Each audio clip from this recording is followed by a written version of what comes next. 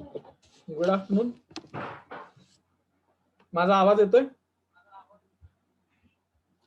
Okay, so once again we are gathered here for the next lecture on sugar industry. With the same video, we are started again this lecture. This video is from the YouTube. It's courtesy to the YouTube. I'm going to share my screen.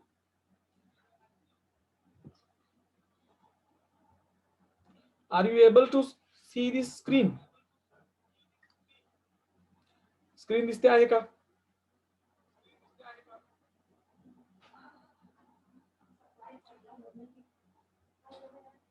हो sir.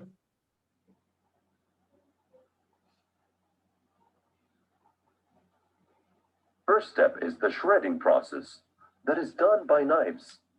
In this process, the hard shells of the cane are removed. The cane then passed through another types of knives, where they are cut to smaller sizes. This is the chopping process. After that comes the crushing of the cane, which is considered as first step towards removing the syrup from the cane. All the previous processes are applied to ease the syrup extraction process by increasing the active surface of the cane material rail. The milling process is then applied where further crushing takes place on the crushed mills. The addition of water in this part is very important, as it increases the size of syrup obtained and reduces viscosity. This is important to ease the obtained syrup further processes. After being filtered, the syrup then is stored in weighing tanks before added to the light. The weighing process is very important to calculate the amount of lime needed for clarification. Lime is then added to assist in the sedimentation of colloidal particles. The syrup is then heated, then transferred to clarifiers or continuous settlers where acid is added.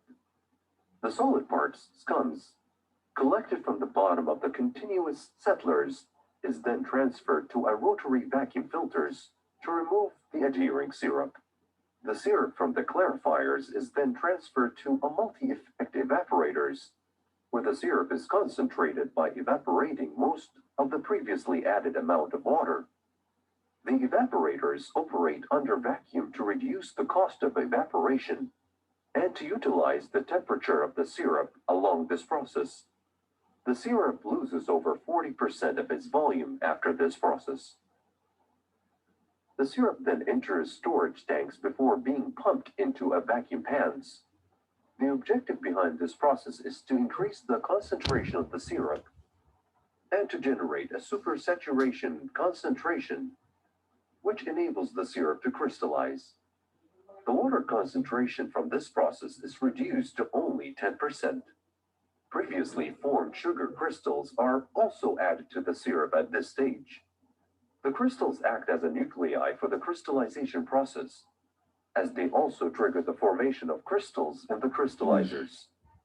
The mixture of generated crystals and syrup is separated using centrifugal units. The sugar obtained after this process is raw sugar, which is brown in color. Sugar after this process should undergo a refining process. This is usually made by adding bone char or activated carbon to change the color of the sugar. The mixture of syrup and formerly generated crystals, which is then called mesquits, is then added to the crystallizers. As the crystallization process continues, the concentration of the syrup ID reduced and the process is terminated when concentration reaches the saturation level. After that, the syrup is then recirculated back again to the vacuum pans for removing more water and thus obtaining a new supersaturated syrup. The process continues till the amount of sugar within the syrup are not viable to be separated. The resultant syrup, molasses, is then discharged and considered as waste.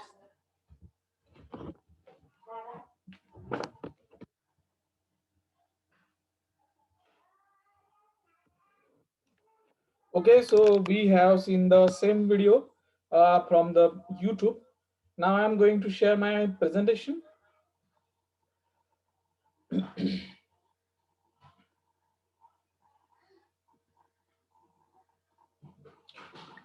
sugar industry, so it's very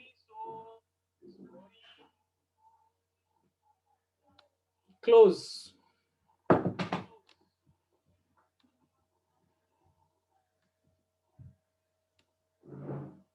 topic to us. We have seen that map of cane and beet producing regions. Sugar cane आणि bit हे दोन sources आहेत साखरेसाठी. त्या साखरेसाठीचे दोन sugar beet आणि sugar cane कुठं produce केलं जातं त्याचे रिजन्स आपण बघितले. इम्पॉर्टन्स ऑफ शुगर इंडस्ट्री बघितलं. Top 10 countries who produce the sugar and sugar cane. India at rank second, while Brazil is at first. From India, Uttar Pradesh is at top, and second one is the Maharashtra, and third at the place is the Karnataka. Okay, so these are the major states who produces the sugar cane and also the produces the sugar, who export the sugar. Here we can see that the map table, how much quantity exports by the countries, how much quantity gets import, how much quantity gets consumed, and here is the consumption.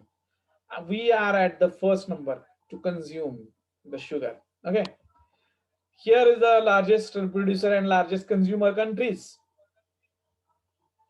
Then here is the sugar industry producers and beet producers countries, beet sugar producers countries. Okay, after that, here is the largest net exporters of raw sugar and white sugar, largest importers raw sugar and white sugar. Here is the growth of sugar industry in India from 1950 to 2021. Okay, so here is the some things we have discussed. Now we have just yesterday started for the discussion about the introduction. At the introduction we just get that information that sugar, table sugar जे आपल्या घरामध्ये साखर वापरली जाते ते काय असतं, sucrose असतं. What is sucrose? It's C12H22O11. So here is the sucrose. Sugarcane. The term sugarcane is combination of two words, sugar and cane. Okay, the former ultimately derives from Sanskrit word शर्करा. साखरेला शर्करा म्हटलं जातं. Okay, आणि त्यावरून एक गोष्ट clear होते की शुगर केन, ऊस जो आहे तो साऊथ ईस्ट एशियाचं ओरिजिनेटेड क्रॉप आहे. सॉरी, शर्करा जे आहे ते संस्कृत वर्ड आहे, त्याच्यापासून शुगर हा शब्द झालेला आहे. शक्कर हिंदीमध्ये म्हटलं जातं, साखर मराठीत म्हटलं जातं, आणि शर्करा संस्कृतमध्ये म्हटलं जातं. ओके, तर झक्यारम लॅटिन मध्ये शब्द वापरला जातो. आणि ऍक्च्युअली जर मिडल फ्रेंच आणि मिडल इंग्लिश अशा पद्धतीने जर आपण बघितलं तर त्याला सुक्र किंवा सुक्रे अशा पद्धतीने त्याचा उच्चार फ्रेंच आणि मिडल इंग्लिशच्या त्या ह्याच्यामध्ये आपल्याला आढळून येतो. सेकंड टर्म जो आहे ते आहे केन. It begins to used alongside it as the crop was grown in plantation in the Caribbean.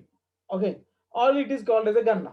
गन्ना आपल्याकडे ऊस आपण जो म्हणतो ते, आणि थोडक्यात ते जर शुगर केनचं जर हे म्हटलं तर केन ऍज अ गन्ना असं हे केलं जातं. Term ultimately actually Hebrew origin meaning जे आहे ते रीड ऑर स्टॉक. स्टॉक जे कांडी आपण जे म्हणतो ऊसाची ते त्याच्यावर. This term was introduced by the Sephardic Jews in 17th century in the French West Indies, who spoke Judeo-Spanish and owned sugar plantation worked by their African slaves. ह्या सगळ्या असा काही इतिहास आपल्याला सापडतो जगाच्या सगळ्या याच्यानुसार. पण ओव्हरऑल ज्यावेळी आपण शुगर केन बद्दल बोलायला जातो त्यावेळी it is mostly related with the or we may say that it's mainly originated from the Southeast Asia countries, and it is with the Sanskrit word sharkara, that is sugar, shakkar, sakhar. Okay, map showing the centers of origin of Saccharum officinarum. हे नाव आहे botanical नाव ऊसाच. Okay, New Guinea, South Southern China, Taiwan and Barbary in India. हा जो भाग आहे हा इकडचा इथला हा पिंक दिसतो हा त्याचा हे केलेला आहे. काय समजला जातो? ओरिजिनेट समजला जातो. हा जरी ओरिजिनेट समजला असला तरी म्हणजे आता सध्या असं कुठलंही हे नाही आहे की फक्त इंडियामध्येच त्याचं ओरिजिन आहे. फक्त हा संपूर्ण भाग कन्सिडर केला जातो. तैवान, इंडिया, चायना हा भाग उत्तर भारतातला. उत्तर नॉर्थ असा भाग जो आहे तो समजला जातो त्याचा ओरिजिन. ओके, आणि ही जे बाकी जे दाखवलेले आहेत डॉट्स या अशा पद्धतीने किंवा हे जे दाखवलेले आरोज हे इथून इकडं या सगळ्या गोष्टी काय झालेल्या आहेत पसरलेल्या आहेत. या जगात कुठं कुठं कसा गेला ऊस हे दाखवलं. ओके,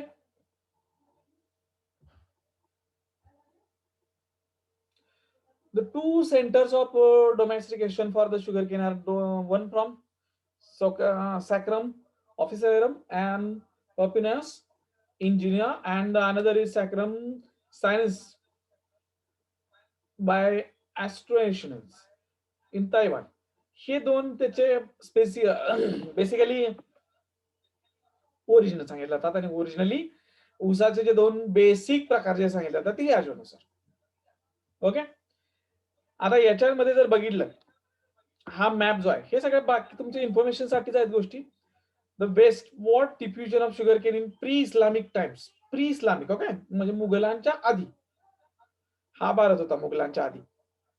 इन द मिडेवल और द मुस्लिम वर्ल्ड, हे मुस्लिम वर्ल्ड ज्या ह्याच्यात ग्रीन मध्ये दाखवलंय ए. In the 15th century by Portuguese on the Madeira archipelago and the Spanish of the Canary Island archipelago. हे जे आहे हे दाखवलेलं जे आहे 15व्या शतकापर्यंतचा हा मॅप आहे की या मॅप मध्ये हे प्री इस्लामिक, हे बाय मुस्लिम, बाय युरोपियन्स, हा बाकी रेस्ट जो आहे तो रेस्ट ऑफ जो आहे तो बाय युरोपियन्स. हे प्रीम इस्लामिक जो आहे तो भारत आणि हा जो प्रकारचा इकडचा सगळा दिसतोय तुम्हाला भारत, पाकिस्तान, अफगाणिस्तान वगैरे हा सगळा हा पूर्ण भारत खंड जो भारत खंड म्हणला जायचा पूर्ण तो. नेपाळ वगैरे सगळं यातला चायनाचा मोठा भाग आपल्याकडे होता, इकडचा सगळा बांगलादेश वगैरे सगळं एकत्र असताना हा जो प्री इस्लामिक भाग आहे मुघल यांच्या पूर्वी इथं कल्टिवेशन होत होतं. हे जे आहे हे बाय मुस्लिम्स, मुस्लिम कंट्रीज जे आहेत मोस्टली या बऱ्याच तुम्ही बघाल तर त्या कंट्रीज मध्ये सुद्धा इथं या पॉइंट दाखवले ग्रीन तिथं ते क्रॉप घेतलं गेलं. 15व्या शतकात दरम्यान क्रॉप जे आहे ते शुगर केनचं आहे आणि हे बाकी जे आहे ते युरोपियननी घेतलेलं आहे. हे अशा पद्धतीने सुद्धा काही मॅप्स आहेत. आता हे जे आहे हे जर तुम्ही बघितलं तर काय आहे sugar plantation in British colony Antigua in 1823. 1823 सालची ब्रिटिशांकडनं हे शुगर फॅक्टरी तयार केलेली ब्रिटिश कॉलनीज म्हणायचे त्याला त्यावेळेच्या ह्या त्यावेळची ही त्यावेळेचा कारखाना म्हणा साखर कारखाना हा 1823 सालचा. ओके, त्याच्यानंतर जर बघितलं तर sugar plantation on island of Jamaica in the late 19th century.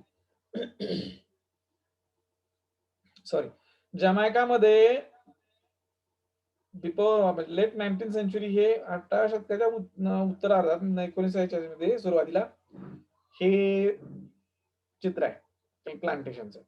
Old fashion Indian sugar cane press circa 1905 1905 सालचं हे दिसतंय. हे जे आहे हे साखरेसाठीच दाखवलेलं ऍक्च्युली नाहीये. हे बऱ्याचदा अशा पद्धतीनं भारतामध्ये गुळ काढला जायचा. गुळासाठी या बऱ्याच गोष्टी होत्या. 1905 सालचं आहे चित्र. हे साखरेचं नाही ऍक्च्युली, हे गुळासाठीच आहे, गुऱ्हाळासाठी. Okay. 19th century lithograph by the Theodore Bray showing sugarcane plantation on the right is the white officer. Okay, हे जर बघितलं तुम्ही, हा व्हाईट ऑफिसर इथं उभा आहे. slave workers toil during the harvest. The left is the flat bottom vessel for cane transportation. या पद्धतीनं ब्रिटिश अधिकारी उभा राहत होते आणि हे गुलाम जे आहे त्या गुलामांकडनं शेती करून घेऊन त्यांच्याकडनं या पद्धतीचं ऊस पीक घेतलं जात होतं आणि हे ऊस पीक अशा पद्धतीनं ट्रान्सपोर्ट केलं जात होतं. Okay. Mauritius, one of the country relative to us, very relative near to us, आपल्या जवळ आणखी एक दुसरी कंट्री आहे ती मॉरिशियस आहे. त्या मॉरिशियस मधले हे ऊसाच्या शेतीचं चित्र आहे, ऍक्च्युली फोटोग्राफ. ब्राझील नंबर 1 म्हटलं आपण तर ब्राझील नंबर 1 आहे. का नंबर 1 आहे त्याचं हे पिक्चर आहे. हा ऊस आहे, हे पहा, इकडे सुद्धा ऊस आहे. Brazil is at top. Why it is so? Because its weather is very suitable to sugarcane. Sorry. Santa Eliza sugarcane processing plant in Sergipe, one of the largest and oldest in Brazil. He Brazil मधले factory, जुनी सगळ्यात.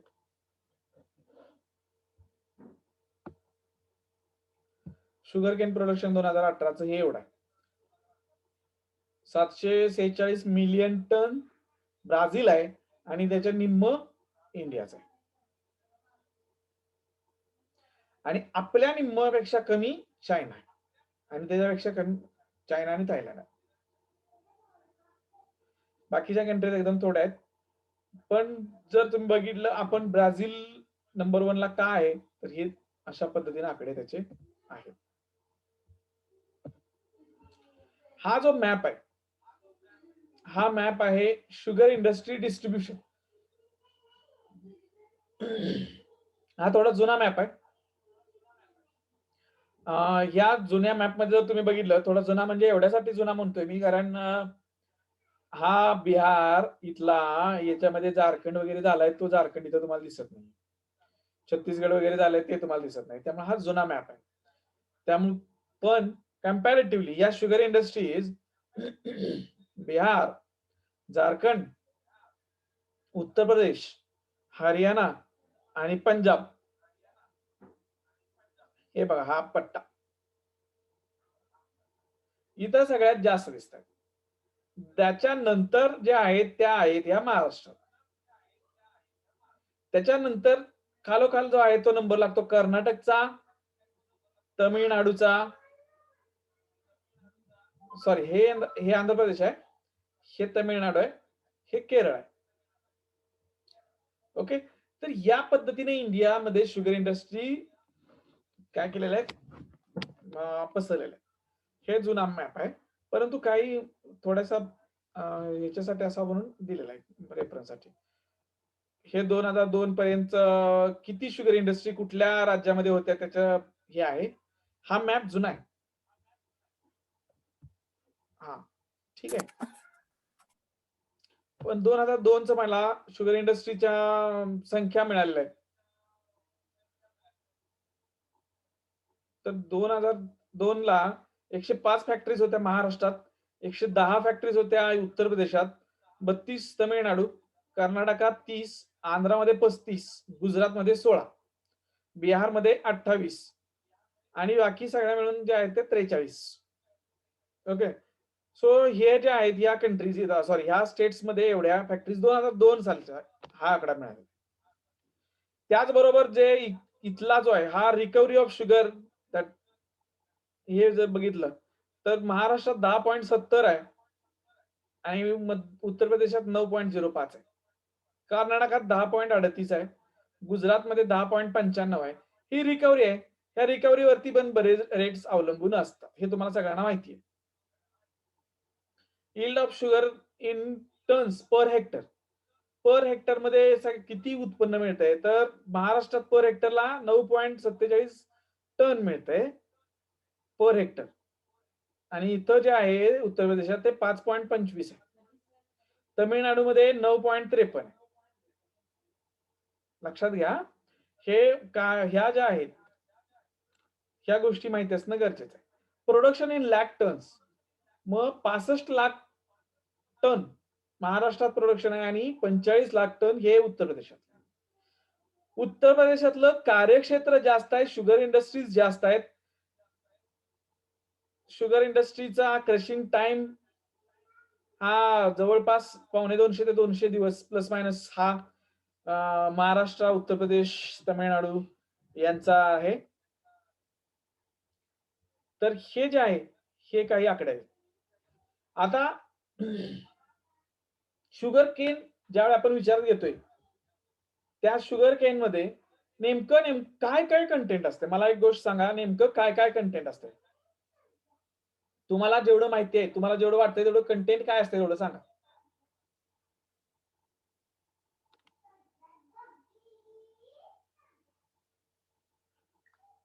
बोला.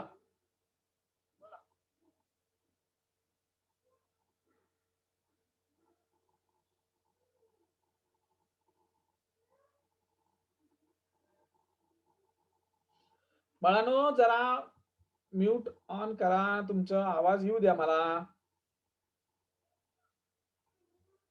Unmute करा आणि बोला.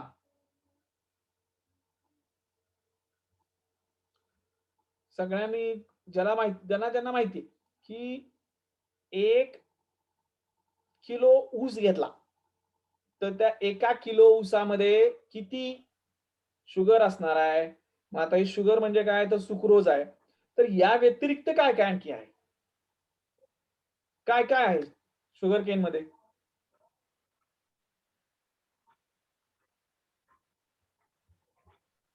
बाळांनो, on करा, तुमचा माईक ऑन करा, अनम्यूट व्हा.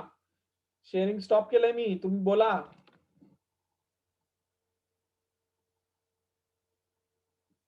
आवाज येतोय का माझा? येतोय चांगला, मला माहिती आहे.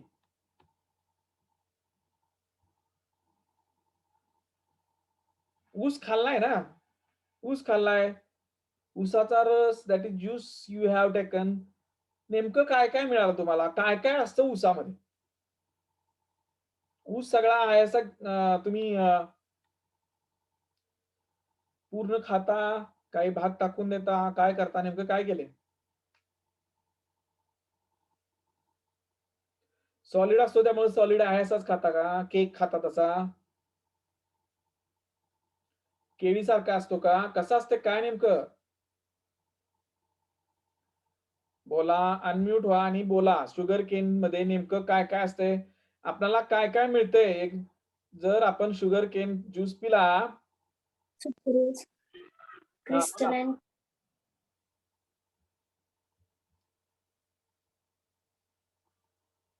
कदम बोला. कदम काहीतरी बोलत होता तुम्ही, मध्येच थांबला, बोला.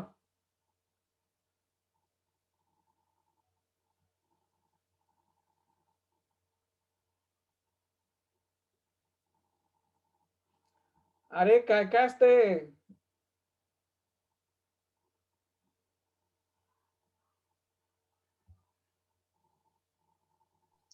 Potassium, calcium, magnesium, zinc, iron. एवढं सगळं असतंय.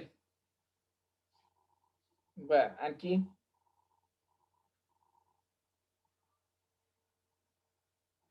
ठीक आहे, आणखी काय काय असतं सांगा. दुसरा कोणाला काय काय वाटतं सांगा बरं. काय नेमकं सगळा ऊस जो आहे तो तुम्ही खाता का पूर्ण, का काही भाग टाकून देता नेमका? बोला. खरात, शंकर खरात, ऊस खाल्लाय का? हो सर. ऊस खाल्लाय, काय काय कसं कसं प्रोसेस? तर बघायचं पण असतं एक्झॅक्टली. म्हणजे हा ज्यूस काढला की बघायच पण राहतो. Exactly. So healthy elements phosphorus, hydrogen, copper, iron, Nikam. बर, तुम्ही जरा अनम्यूट करून बोलत चला, मला मेसेज करताय, चॅटिंग करताय, ते ठीक आहे, that's okay, but you try to speak. खरात मी जे आता सांगितलं तो एक इम्पॉर्टंट भाग त्याच्यामधला आहे. जे ऊस आहे त्या ऊसामध्ये फायबर आहेत ते, बरोबर, किंवा बगॅस आहेत ते आहेत. हे बगॅस आहेत. त्याचबरोबर जर तुम्ही ऊसाचा रस बाहेर घेतलात तर तो ऊसाचा रस जर तुम्हाला फिल्टर करून गाळून जर दिला नाही तर त्याच्यामध्ये बारीक बारीक बारीक आणखीन काय येतात? फायबर्स येतात. So sugar can content fibres, bagasse. आणखी सगळ्यात महत्वाचं म्हणजे शुगर कॅन कंटेन वॉटर, पाणी असतंय. Nearly about 70% water is there. Sucrose जे आपण म्हणतोय, that all sucrose in the form of sugar, in the form of sucrose, it's available from 8% to 15%. 8% to 15%. 8 ते 14% इतक्यापर्यंत काय असू शकते? सुक्रोज, जे साखर म्हणून आपण काय करतोय? वापरतोय, बरोबर, किंवा फायनल प्रोडक्ट आपला. हा जो फायनल प्रोडक्ट आहे, या व्यतिरिक्त आणखी काय असेल? कारण माझा प्रश्न तुम्हाला जर सुरुवातीचा आठवत असेल, हे ठीक आहे, तुमचं फॉस्फरस आहे, कॉपर आहे, नाही तुमचं काय ते ह्याच्यावर तुम्ही बघितलं असेल कशावर तरी, आणि चालू असेल तुमचं उत्तर. प्रश्न असा आहे की ऊस उशिरा जर खाल्ला, म्हणजे 2 दिवस 3 दिवस ठेवून जर ऊस खाल्ला तर काय होतं? जनरली तो गोड लागतो. असं का होतं? हा प्रश्न मी विचारला होता. त्याचं उत्तर आता मला हवं आहे की आणखी त्याच्यामध्ये काय काय कंटेंट असतात. शुगर केनचे कंटेंट काय काय असतात? सर शुगर केनचे कंटेंट आता काय झालंय, जुलैपर्यंत तुमचा सिलेबस संपून ऑनलाईन प्रॅक्टिकल घ्यायचे, ऑनलाईन प्रॅक्टिकल परीक्षा घ्यायचे, आणि जुलै एंडला तुमचं सगळा सिलेबस जेवढा होईल तेवढा होईल. जो काय संपलाच असं काय नाही, तो संपला असं डिक्लेअर होऊन तुमची ऑगस्टला परीक्षा होणार. त्यामुळे आता वेळ घालवत नाही जास्त, मध्यंतरी फार वेळ गेलाय त्या एका प्रपोजलमुळे. तरी पण तुम्ही बोलत चला. शुगर केन मध्ये राहतं काय? तर फायबर राहतं, सुक्रोज राहतं, जे तुम्ही रिकव्हरी आपण म्हणतो ती. या सुक्रोज बरोबर जी दुसरी एक साखर राहते ती आहे फ्रुक्टोज आणि ग्लुकोज. ती जी आहे हे दुसरं सेम फॉर्म्युला, स्ट्रक्चर फक्त वेगळं, सुक्रोजच्या वेगळं. ही साखर त्याच्यामध्ये अवेलेबल असते. ज्यावेळी वॉटर कंटेंट वाढतं, सॉरी कमी होतं 2 दिवसांनी 3 दिवसांनी, त्यावेळी सुक्रोज जे आहे ही रिड्युसिंग शुगर आहे. ही रिड्युसिंग शुगर, त्याचं कन्व्हर्जन जे होतं ते दुसऱ्या शुगरमध्ये होतं, नॉन रिड्युसिंग शुगरमध्ये होतं. रिड्युसिंग शुगरचं कन्व्हर्जन नॉन रिड्युसिंग शुगरमध्ये होतं. म्हणजे सुक्रोजचं शुगर जे आहे कन्व्हर्जन दुसऱ्या फ्रुक्टोज आणि ग्लुकोज मध्ये होतं. आणि या ग्लुकोज मध्ये कन्व्हर्जन झाल्यामुळं काय होतं? 3 दिवसांनी ज्यावेळी आपण ऊस खातो त्यावेळी फ्रुक्टोज आणि ग्लुकोज आणि सुक्रोज या तिन्हीचं मिळून जेवढं काय कॉम्बिनेशन असेल, 10 10 10 30 असेल समजा, तर ते 30 असतं, राहतं. पण वॉटर कमी झाल्यामुळे ते 30 उठून येतं, आपल्याला गोड लागतो. पण त्याच वेळी जर रिकव्हरी बघायला गेलं तर ती 10 ची रिकव्हरी, 10 जे आपण म्हणतोय 10% त्याच्यामध्ये सुक्रोज आहे, तर ते 10% राहिलेलं नसतं, ते आणखी खाली आलं असतं. टोटल जरी त्याची बरोबर असली तरी 10 10 10 आपण ज्यावेळी म्हणतो त्या 10 मधलं सुक्रोज मात्र 8 वर आलेलं असतं आणि फ्रुक्टोज वगैरे जे असतात ते 12 वर गेलेले असतात. त्यामुळे ओव्हरऑल टोटली जर तुम्ही विचार केला तर त्याची स्वीटनेस तेवढा राहतो, पण आपला फायनल प्रोडक्ट जो आहे तो मात्र तिथं रिड्यूस झालेला असतो. त्यामुळे रिकव्हरी कमी भरते पण स्वीटनेस वाढलेला असतो, कारण पाण्याची लेवल कमी झालेली असते आणि टोटल शुगर त्याच्यामध्ये असणारी प्रेझेंट तेवढी राहते. पण हे जरी असलं तरी आपणाला इम्पॉर्टंट पार्ट कुठला आहे तर सुक्रोज. सुक्रोजच्या बरोबर फ्रुक्टोज ग्लुकोज ह्या सगळ्या शुगर अवेलेबल असतात. कार्बोहायड्रेट्स त्याच्यामध्ये प्रेझेंट असतात. हे मायक्रोन्यूट्रिएंट्स तुम्ही जे सांगताय फॉस्फरस आयर्न हे त्याच्यामध्ये प्रेझेंट असते. याच बरोबर पेक्टिन्स, गम्स, प्रोटीन्स हे शुगर केन मध्ये असतं. हे सगळं शुगर केन मध्ये असतं, त्यामुळे शुगर केन ज्यूस आपण पितो. शुगर केन ज्यूस हा पिण्यापेक्षा शुगर केन ज्यावेळी तुम्ही खाता त्यावेळी सलायवा त्याच्यामध्ये एंटर होऊन काही आणखी मेडिसिनल पार्ट्स तयार होतात, मेडिसिनल व्हॅल्यूज वाढतात, पार्ट तयार होतात आणि मेडिसिनल व्हॅल्यूज वाढतात.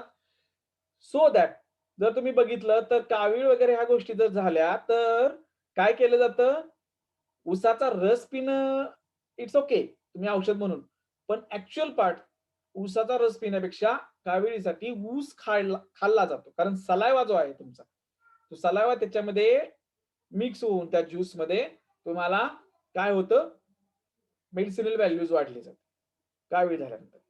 ज्यूस पिताना सुद्धा तुमचा सलावा त्याच्यामध्ये मिक्स होणार, पण ज्यूस पिताना जेवढा सलावा मिक्स होणार तेवढा तुमचा ऊस खाताना होणार आहे का?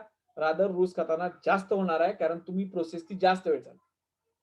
त्यावेळेला तुम्ही काय करता, त्याच्यामधलं जे बगॅस आहे फायबर आहे ते टाकून देता आणि जे शुगर आहे रिड्युसिंग नॉन रिड्युसिंग शुगर आणि कार्बोहायड्रेट्स, पेक्टिन, गम्स ह्या सगळ्या ज्या गोष्टी आहेत, प्रोटीन्स, हे सगळं तुमच्या शरीरामध्ये जातं आणि हे सगळं शरीराला आवश्यक असणाऱ्या गोष्टींमध्येच मोडतं. त्यामुळे शुगर केनची मेडिसिनल व्हॅल्यू फार आहे.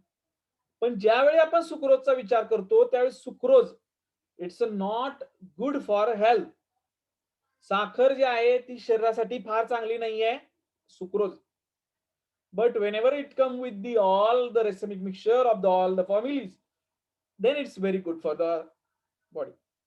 Along with that sugar, other very medicinally important contents from the sugar cane getting for the body, so it's very important to us. त्यामुळे शुगर केनचं हे कंपोजिशन जे आहे ते फार चांगलं राहतं.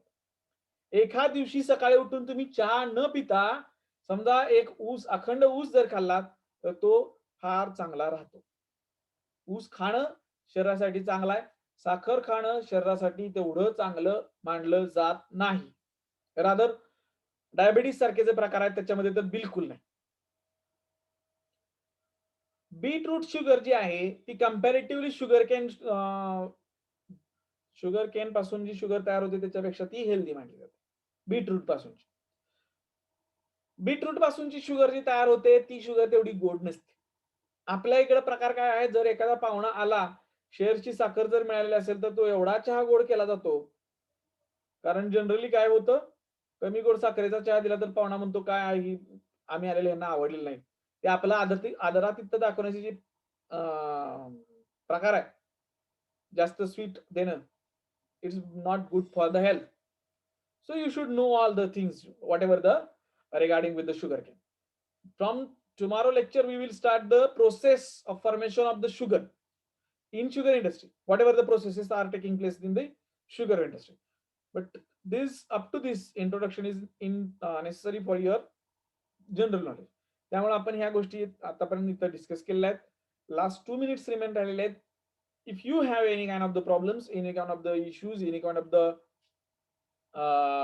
queries, you may feel free to ask.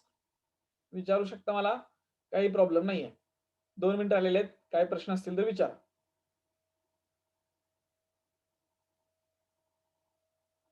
आणि या गोष्टीची तयारी ठेवा. ऑनलाईन प्रॅक्टिकल एक्झाम जुलै एंड पर्यंत सगळ्या गोष्टीचं संपव. स्वतः अभ्यास करायला सुरुवात करा, कारण त्याशिवाय तुम्हाला गत्यंतर नाहीये. भयानक परिस्थिती येऊ शकते पुढं. लॉकडाऊन मुळे तुम्हाला वाटत असेल ऑनलाईन, पण त्रासदायक होऊ शकतं. त्यामुळे तुम्ही अभ्यासाला सुरुवात करा. प्रश्न असतील तर काही विचारा.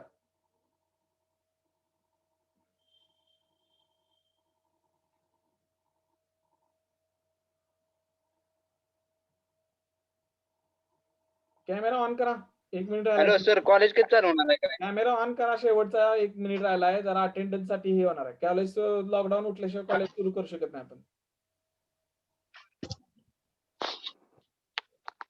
सर बुक्स नाहीत. जगताप, बर. सिलेबस आहे तुमच्याकडे, तो सिलेबस वरून बुक्स मिळतात का बघा बाजारात, बाजारात मिळत नसतील तर नेटवरनं माहिती घ्या. कसा ज्या पद्धतीने होते त्या पद्धतीने तुम्ही याच्यातनं मार्ग काढायला सुरुवात करा. जर नोट्स उपलब्ध झाल्या तर मी तुम्हाला देईन जेवढ्या पॉसिबल होतील तेवढ्या. आता सध्याची परिस्थिती मला माहित नाही. प्रश्न काय असतील तर विचारा. कॅमेरा ऑन करत चला, शेवटचा मिनिट राहिलाय आणि तुमची अटेंडन्स याच्यावर राहणार आहे. उद्या म्हणायचं नाही, मला तक्रार कुणीही करायची नाही की इंटरनल एवढे दिले, याला एवढे दिले, त्याला तेवढे दिले. आता पास केले त्याचा अर्थ असा होणार नाही की तुम्हाला पुढच्या परीक्षेत पास करेनच. पुढच्या परीक्षेत तुम्हाला घरी बसायला आवडत असेल तर आमची त्याला ना नाहीये. बोला, प्रश्न काय आहेत का बुक्स बाबत आणि या सगळ्या बाबत? प्रयत्न करू, मॅक्सिमम तुम्हाला देण्याचा प्रयत्न होईल.